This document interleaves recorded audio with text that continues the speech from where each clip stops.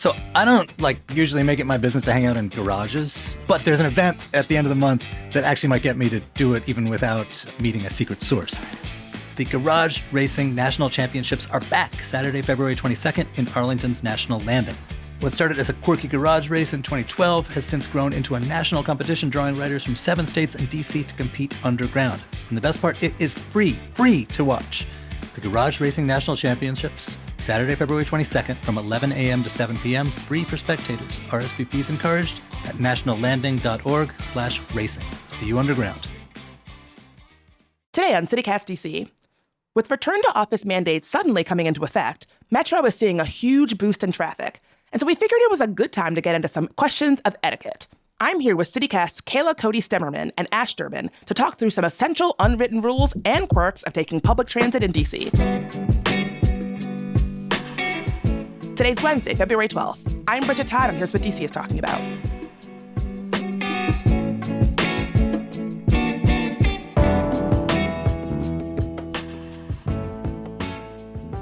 Ash, Kayla, now I know that y'all know that navigating Metro in DC can be weird. I've seen things. I'm sure you've seen things. I'm not too proud to admit that I've done some things I'm not supposed to be doing on Metro. So it's a good time to dive into some of the unofficial rules of riding Metro as a real Washingtonian. What are some of the craziest things that y'all have seen on Metro, experienced on Metro? What are your Metro experiences? My craziest is getting fully sneezed on straight to my chest. Like, it felt like I got like a shotgun shell sneeze straight to my chest. I was walking behind this guy. I wasn't doing the sneaking in behind him thing. I was just like a normal amount behind him, and he just stops, and I think his card isn't working, and he just turns around and goes, "Achoo!" Doesn't cover his mouth at all, hits me directly in the chest. I do kind of feel like, especially in post-COVID times, if you're ill on public transportation, it is kind of your bad. You kind of need to be wearing a mask. It was such a strong sneeze, and obviously he felt so bad about it. I was like, dude, what the? You just sneezed on my chest, and he just went into a sneezing fit. I was going to Planet Fitness, and I had to buy a new shirt. That was my craziest. Yeah, it was that bad. I had to purchase a new t-shirt. That's terrible. Oh my gosh. But that's my craziest Metro story. Kayla, what about you? I have seen actually more than one person, probably I guess 2 people, fully just urinating on the Metro, which is always just you just have to change cars at that point. In the in a bottle, or one was in a corner, and it was really gross. Yeah, but. Ugh, yeah, both of those are day ruiners. Getting sneezed on. Especially in the morning, oh, come on. But it's you can use the bathroom at the stations now, correct?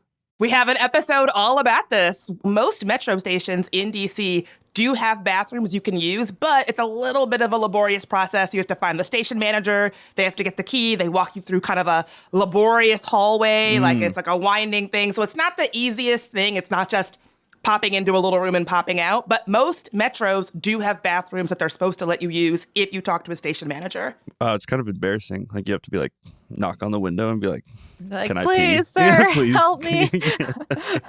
Have you all ever done that? I've never tried. I've never done it. I'm a little weird about bathrooms, so I am imagining a no public bathroom kind of gal. It has to be a genuine emergency for me to hit up a public bathroom that I suspect might not be the cleanest, but I think they are pretty clean though, from what I've heard. Our producer Priyanka says that she's done it. I would love to check it out.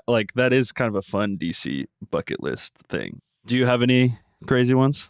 I don't know that I would say this was crazy, but I fully got into, I was part of one of those couples that is fully having a screaming argument. It started at the Fort Totten Metro. Ash, you live in Tacoma, so I do. I used to have many a bad night coming back from being out on U Street waiting for the final red line train. Yep. And this was back in the day where they didn't used to have a next train thing. You didn't know if it was going to be 5 minutes or 20 minutes. And the only indication that it was coming were those flashing lights. I'm very old, but a lot of bad nights drunk after a bad night out at the Fort Totten Metro. And I fully was part of a couple that was screaming on the platform, getting into it on the platform. Then you get on the train, the argument continues. And I will never forget, he got off before I did. He was like, we're done with this now. So yeah, that's probably my most shameful Metro experience. That end of night on Fort Totten when you're coming back to Tacoma or anywhere towards Glenmont is like kind of the most annoying part of every night, because it's like you've done the long part of the journey on the yellow line or the green line, and then you get to Fort Totten and it's just like, in my case, you're going to Tacoma, it's one stop, but it's always like a 15-minute wait for that train. It's so annoying that you're waiting that long just to go one stop and then you're immediately off. Yeah, you have a lot of time to contemplate your choices from earlier in the evening when you're waiting for the Metro at Fort Totten. Yeah. Well, that's kind of why I wanted to have this conversation, because I do think DC specifically has some specific unwritten rules that everybody should know taking Metro that might not be the same in other places. My thing I've always wondered about is, how do people feel about people with a bike on the Metro? As someone who has many a time brought my bike on the Metro, I think DC is a city where it's useful to take the Metro to a stop, but the stop might not get you all the way to your final destination, and it's way easier to hop on your bike than walk, take an Uber or whatever. So I'm kind of an apologist for having your scooter/bike on the Metro. I have no problem with it, like, as long as you're not doing it during peak hours. Like, I think if you're like trying to cram your bike in, like, wow, and like you're kicking other people off so that your bike has a spot, like, that's really annoying. Oh, yeah. DC was the first city where I ever saw a folding bike, and I saw it on Metro, and I remember thinking, like, wow, that is dedication. This is somebody who is serious about getting their bike on Metro. Yeah, I guess I've never tried it on peak hours, and now thinking about that sounds pretty terrible, because even like not peak hours, when there's like not that many people on the Metro, it's kind of scary and awkward to be like, how am I supposed to hold my bike right now? Yeah, there's no polite way to do it. So there actually are specific rules about this. Your bike or electric scooter must be smaller than 80 inches long or 48 inches high and 22 inches wide to come on Metro. But Metro reserves the right to restrict bike access during special events or high passenger volume. They also say they recommend using the first and last car since they're often the least crowded if you're bringing your bike on, which makes a lot of sense. It's cool that Metro actually has the rules about this, and then there's just some soft guidance about it, too. That's also good to know that the first and last cars are generally the least crowded. I've never picked up on that. I feel like similarly about having like pets on Metro. Like, I see a lot of pets on Metro, and technically only service animals are allowed. But I feel like I see some cats in backpacks. Like, I see some very tiny little Pomeranians that I have questions about them being service animals. I don't know. Like, I feel like I see it quite commonly. And it doesn't bother me at all. But I wonder if like people who are allergic or, I don't know, just find it annoying have different thoughts. Ooh, I have a lot of thoughts about this. I'm a dog person. I love pets. I love animals. However, and y'all are going to come for me, I think in DC we've gotten a little loosey-goosey about where people bring their dogs. And I love dogs. I love to see a dog.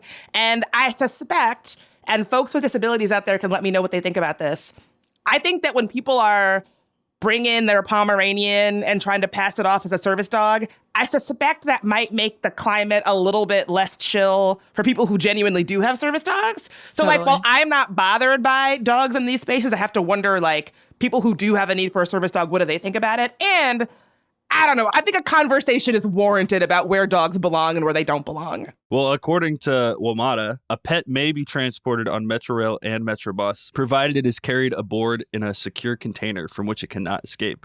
So it doesn't have to be a service animal. It just has to be in a crate, I guess. Oh, interesting. Okay. So those little like clear backpacks, that's where it's at, I guess. The kitty backpacks. Yeah. I mean, I feel like those ones with the cats in the backpack, it's like quite cute. Yeah. And it's like you're not getting the hair out of there, presumably, and the cat's not going to attack you from inside the backpack.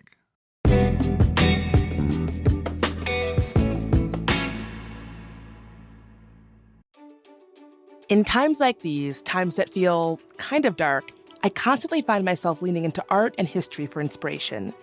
The arts can provide solace from the seemingly constant barrage of bad news, and history can give us hope and light and show us a path forward. That's why this month, I can't wait to see Fuente Ovejuna at the Gala Theater.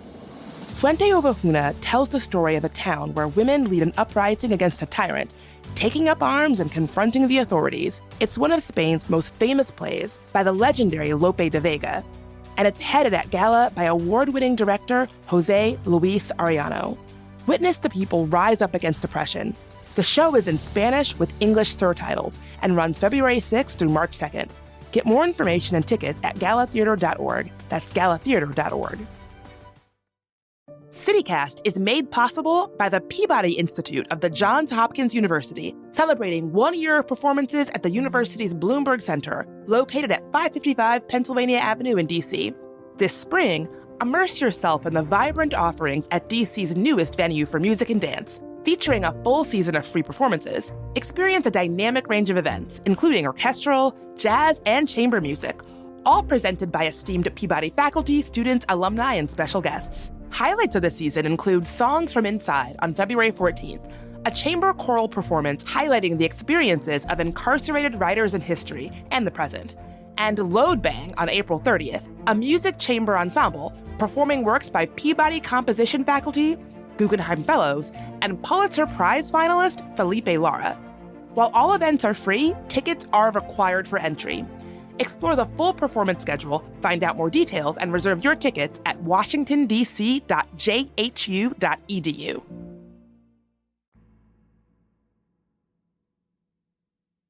One thing I see all the time on Metro, which does really annoy me, is, and I feel like this is a DC thing because I've never seen this on any other like subways or anything like that, is people eating like full meals on the Metro and then scattering chicken bones or like whatever they're eating in the car. Ugh. I can't like count the amount of times I've seen like a whole chicken carcass bones in the Metro car. And I'm like, how did this happen? Like, are you eating a whole like rotisserie chicken on the Metro? Ooh, I did once see somebody eating crabs on the Metro, like fully. I think it's so gross. And like the smell is, I don't know. I don't like it. I don't like it. I don't know if I like it, but I respect it. I respect it and I get it. Yes. I have a different take on this. So the rule is no eating and drinking on Metro. That's the hard rule. I think it's one thing to be eating like a full dinner and like littering. Not cool. If you're eating anything, you should be being tidy about it and not littering because that's gross. But I also think like you see people with coffee on the Metro all the time. Like, I think if you're like having a quick breakfast or something, like, I don't think it's that big of a deal. Do y'all remember that woman who took a picture of a Metro employee eating her breakfast on Metro and was like, Metro, what do you think about this? And then the entire internet came for her and she ended up losing her job. Oh, do y'all remember gosh. that? No, that's this crazy. This was like a huge story. That's yeah, crazy. There was a woman was trying to like shame a Metro employee who was like, she wasn't eating anything messy. It was like she was eating like an Egg McMuffin on her lap. And yeah, it just really did not go the way she thought it was going to go. I do feel like, yeah, if you need a fork and knife to eat whatever you're eating on the Metro, like, just don't. Just Fair. You know, just wait. But yeah, like an Egg McMuffin, come on. Yeah, I'm sure I have eaten on the Metro. It's just like I've eaten in more precarious public situations than the Metro. That's what I'm saying. It's like we all have. It's like we're sitting down. You know, it's like kind of like I've eaten like on my bike. Rarely am I picking up food and getting on the Metro and like going home to eat it. But I can't imagine myself in that situation being like, well, I kind of want to eat it right now. Yeah. So well, I think that goes back to like the guiding principle of don't be a jerk. If you've got a whole pizza that you're taking home, it wouldn't be the wildest idea to like sneak a bite as long as you're not being a jerk. I think that's the overriding guiding principle of using Metro. Don't be a jerk. So I can take out a slice, but am I allowed to like start dipping it in like ranch on the Metro? Or I think dipping sauces, that might be a little much. Okay, that's the hard cutoff. Yeah, I think that we have all of these sort of like don't be a jerk rules, you know, don't hold the doors open, don't play loud music or watch TikTok without headphones. Oh my God, just use headphones, please. If I were the mayor, you would be arrested for that. That would be arrested for that. That is so straight obnoxious. to prison. Like, it is 2025. Get yourself some wireless headphones. Honestly, I've never been a music out loud person. I've definitely watched reels out loud. Straight to prison. Straight to jail, Ash. Straight to jail. It's weirdly something that doesn't bother me. I don't know why. It's just never got under my skin, probably because I do have a little bit of that in me. I feel like I'm always so zoned out. I'm not exaggerating when I say like I would rather die than have like my public music or playlist like be played out loud. Like my worst fear in life is to like not connect my Bluetooth headphones properly and like be playing my music out loud when I didn't realize it, you know? Maybe that's what it is, because I feel like there's something about it that I respect. Like this person thinks so highly of their music choice that they're like playing it for everyone in a kind of embarrassing way where I'm like, I kind of feel that high and mighty about my musical choices sometimes, so I can identify with that. Okay, Ash, your music sounds like crap coming from your little iPhone speakers. It doesn't matter what it is. It doesn't sound good to anybody.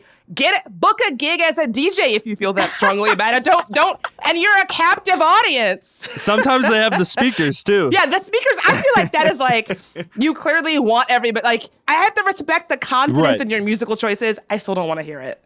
And I think like, a guiding principle that I have for Metro is sort of like, mind your business within reason. I have been sitting next to people who are doing this and it's all I'm thinking about is how annoyed I am, but I would never speak up and say something. And I think the guiding principle of mind your business. One time I was on Metro coming back from a hair appointment and I had my extensions taken out, and like, if you have expensive extensions, they will give them to you to like wash and reuse. And I didn't have a bag or anything, so I was just holding a bunch of hair extensions like loose in my fist, and I was riding Metro, and I heard a little boy say, "Daddy, she's holding hair." And then I hear his dad say, "Son, remember how we talked about minding our business on the train?" And I was like, wow, I was like part of this kid's learning how to exist in public spaces. It's a good response, yeah.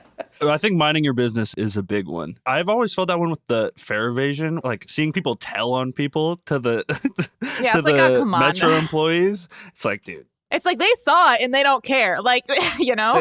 Like, what are we talking about? Like, excuse me, sir, he just jumped over there. It's like, yeah, we all saw it, dude. Mind your business. And in places like New York City or Brooklyn, where, I mean, like, it's just so, like, I don't think anybody cares. People will open the emergency door and then, like, people just stroll through without paying. I have never seen anybody snitch on it. I've never seen anybody, even Metro employees, I've never seen any indication that anybody really cares. Unless it's transit police. I have seen that. But I think that fare evasion in DC is particular because the gates to enter the Metro are unique. I don't think that I've seen gates like that in any other city. Have you all?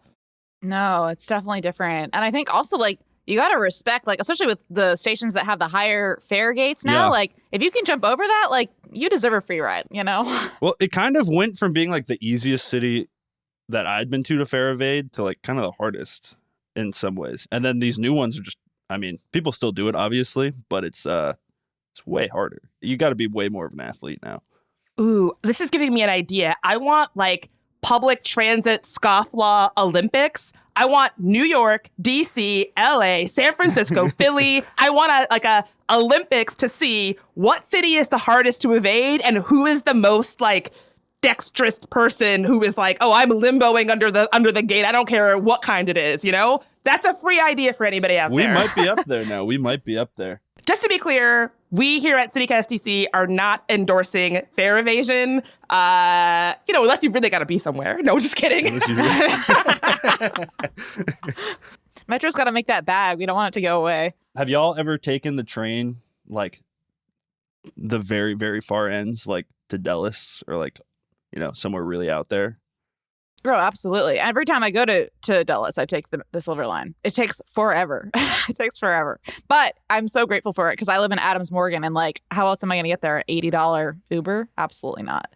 Oh, so my new thing is driving to Dulles, which actually is cheaper. The long-term parking is cheaper than an Uber both ways. That is smart. And it's like very easy. However, I will say, so I took in the very early days of the Silver Line, I took Metro to Dulles. I missed a flight to Paris. It was years ago. I've never done it again. Everybody always tells me, oh, it's so easy. Take the Silver Line. It's easy. It's easy. It's easy. But I was like shell shocked from missing my flight because Metro took forever. So like everybody tells me it's easy. Well, that was before the extension though, right? Yeah, but I still don't believe that it's, I'm like traumatized from missing that flight. I just don't trust Metro when it comes to That's fair. Fair. Actually You such a good tip differently. that it's cheaper though to park than an Uber. Because like I've never even considered that because I just assumed it was. Well, probably depends how long you're going for, but Sure. yeah. Yeah, their long-term parking at Dulles is actually pretty cheap. It's just like very easy to do. And yeah, we worked out the math, and I guess it depends on how long your trip is, but I've never had it be less expensive than an Uber to Dulles from where I live in Columbia Heights. Okay, so we've talked a lot about Metro. What about buses? Like, what are some of the unwritten rules of taking the bus in DC? I mean, I think in my experience, it's just you always have to be prepared for it not to show up, for the ghost bus situation. No complaining. Where you're just, whatever app is the en vogue app at time, you have to be prepared for that to just be completely wrong and for you to miss your bus and to start walking and then see it zip past you 5 minutes later or something. I think the biggest thing with buses for me too is like when it's a crowded bus and like people are standing at that back entrance and like you have to get off and you have to like shove your way through people, and like people need to just get off and get back on, kind of like they do with Metro. And I feel like it can be like a real, like you have to like get up like 4 stops early to like get your way to the front to like get off. It's very odd. I really respect when there's a guy in the back who's like, back door, back door. Yeah, I always really, I'm like, thank you. That's I really me. respect it. Like, I'll never yell, but I appreciate it. Have you guys ever yelled back door? No, I'm too scared. I think I may have done it once. Maybe once or twice. Help, But the fact that I please. remember it in that way means like it took so much courage for me to get it up and say it. No, I feel like the only person who can really do it justice has to have a booming, confident voice that I feel like I lack. Back door. Oh, please, sir. Back door, please, if I may, back door. Like, I don't want to, you got to really project back door. You can't like do it all meek. And I feel like it would come out meek from me. Absolutely. Oh, have you guys put your bikes on the front of the buses? Never. Oh, too scared. I've always been too scared to I'm do too scared that. because I feel like you need to know how to do it within like 20 seconds. Otherwise, you have a bus full of people absolutely pissed at you. And like, I don't really know how it works. I think it's really easy. You just put it on and then like put that latch over. But I will never take the risk. We need like a class. They need like a day where you can go and do it on like a stopped bus. Or like an empty bus where like nobody's waiting that's for a good me to idea. like awkwardly put my bike on. It'd always be useful to do that. Totally. And it seems easy, but I'm just too scared of like embarrassing Messing it up, myself yeah. in front of a crowd of people on the Oh bus. my God, it'd be so embarrassing. No, I would rather parallel park in front of a bunch of people than do that. Like that's too much pressure. Yeah, I would rather just bike 20 miles. Yeah. Do you all have a favorite unwritten rule of taking public transportation in DC? Mind your business. I think that was the best Yeah, one. I feel like that's just the general gist. Yeah. Yeah, I would say like mind your business within reason. Like if you can intervene and something is happening and you can do so safely, like don't be a jerk, but also mind your business. Like, you know what I'm saying? It's like the guiding principle of city life in general that I feel like everybody agrees to when they live in a city. Yeah. And use it and look out the window and stuff. I don't know. It's fun. Well, Ash, Kayla, maybe I'll see you on Metro. Hope we don't get into a screaming argument while we're on it. Absolutely. Bye-bye. All right, bye.